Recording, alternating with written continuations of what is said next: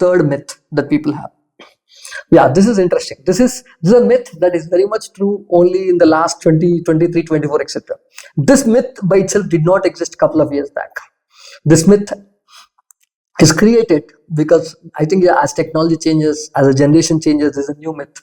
Maybe when I was a student, to 18, 17 years back, this myth did not exist so much. But the idea is using AI tools ensures a perfect WAT or perfect SOP, statement of purpose. In the context of IIM interviews, SOP, some IIMs ask a statement of purpose directly. Some IIMs ask detailed, different questions related to different essays, etc. And in fact, in my time, IIM Bangalore, because this was my dream school, my top school that I had calls from, I converted Bangalore. So I have a lot of vivid memories about this school. They even asked the recommendation letter. They asked few people, you have to go to your, if you're working, your bosses, you're a student, you can go to your teachers, professors, try to kind of, even that also is not a typical people who go abroad after GRE, etc. No, not that kind of recommendation letter. They had a detailed form that needs to be filled in, etc. I was worried about approaching the people and what answers they give and stuff. But the very important thing was, I cannot go and coach them. I cannot go and say, write this, write that. While I would say what I'm trying to do, I want to convert this call, etc. I also have to give them free hand. In fact, I was so lucky. I'm going to share that story a little later also. That is something that I thought you all should know as a student. What was my big experience, big learning? Okay. In my workplace, one of the recommendation letter that actually was written for me made a very, very good impact with respect to my IIM Bangalore interview. I'm going to talk about that in the later part of this webinar. So, but to understand, using an AI tool like ChatGPT, Gemini, all these are very, very useful, but please understand, they cannot ever replace authenticity. In the world of perfection, in the world of AI, in the world of generative AI, what people look for is authenticity, personalization, humanization, etc. You already started having tools which humanize AI output. You understand that? AI creates an output, but because AI's output is going to be identified as a AI output by various softwares, etc., people again try to humanize it. Now, please understand, by the way, I'm not saying don't use AI tools. ChatGPT and the other AI tools are beautiful. Use them properly. There are very beautiful ways to use it. I'm going to give examples as part of this myth only.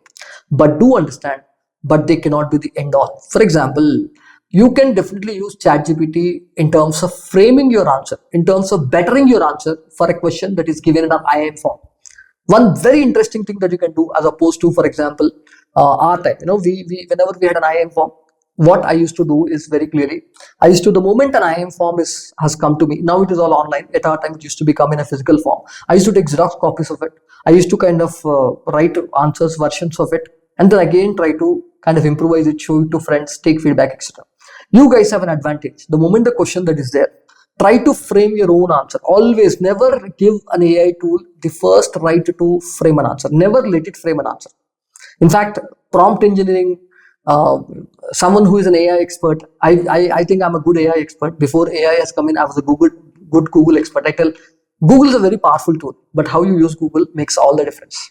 I call myself a Google expert, AI expert also. See, whenever you want to ask ChatGPT something, if you want to make ChatGPT do something for you, never make it do the first version. Never ever make it do the first version. You have to make your first version, human version of whatever the question is, whatever you want to write, whatever essay you want to write. And then what you can do is you put it in ChatGPT and say, hey, this is the question, this is the answer I gave, this is my story.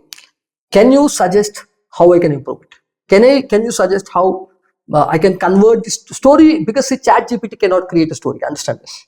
ChatGPT can create a movie.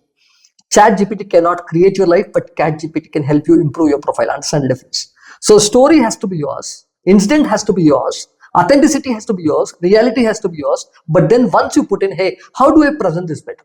What can I do better with respect to this thing? See, you can, in fact, before ChatGPT, it was about experts like me, someone who is this thing. They are someone who kind of try to, I'll answer your question. Just a minute. I think I have a question here. We'll discuss that. But it is very important for you to understand. Once you frame your story, once you frame your incident, once you frame your answer to a question, then you can ask ChatGPT to, hey, how can I present this answer better? How can I kind of, it's about, having a proper start, proper ending, proper, that ChatGPT can do, but never ever ever take ChatGPT's output as a final output and put it there. You have to always, starting and ending has to be you. ChatGPT can play a huge role in the middleware. ChatGPT can be middleware. It cannot be like endware, front or back end. Understand this? Yeah, I have a question here. Let me kind of see that. So I should humanize it enough. Yeah. So this is Krishna asking a question. Even if I use ChatGPT as my last resort, should I humanize? Hey, first of all, Krishna, I'm saying there are softwares for humanizing, etc. But I'm saying don't use them. This is a beautiful way to humanize your answers than do this art. Don't do the humanizing artificial way. That's what I'm trying to kind of tell you.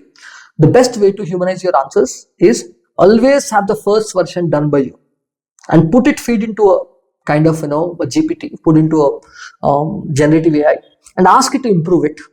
Then what happens is you are able to kind of again end it with some kind of your own this thing. That's what I'm saying.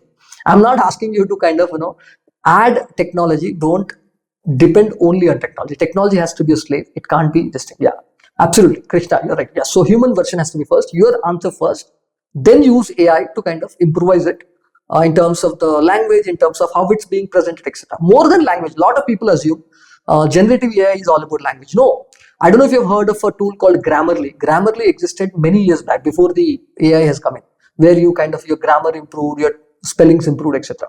So language has to be verified. You can check that is a very useful tool.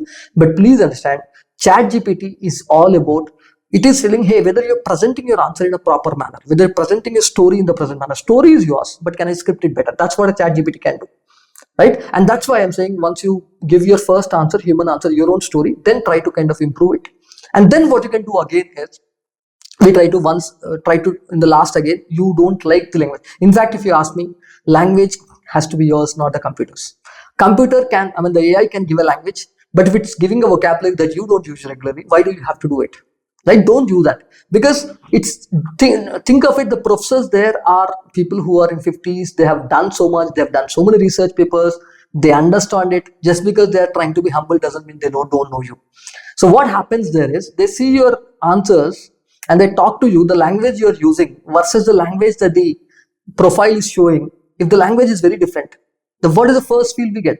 We get zero authenticity. The most important part of any IIM interview, any B school interview, and for that matter, any interview, is authenticity. Being authentic is very important. Even in Big Boss, even some shows like Big Boss, being authentic is important. First step is being authentic, being truthful, not faking, and then comes with the people like you or not. So you try to be artificial, you will be found out very easily. So the first thing is, human first, create your answer, use GPT to improve your answer, and again end it with any language. Try to make your language. Don't try to use too much of vocabulary that is not yours. If you are generally using that vocabulary, good. Otherwise, don't say that. Right? That's very, very important.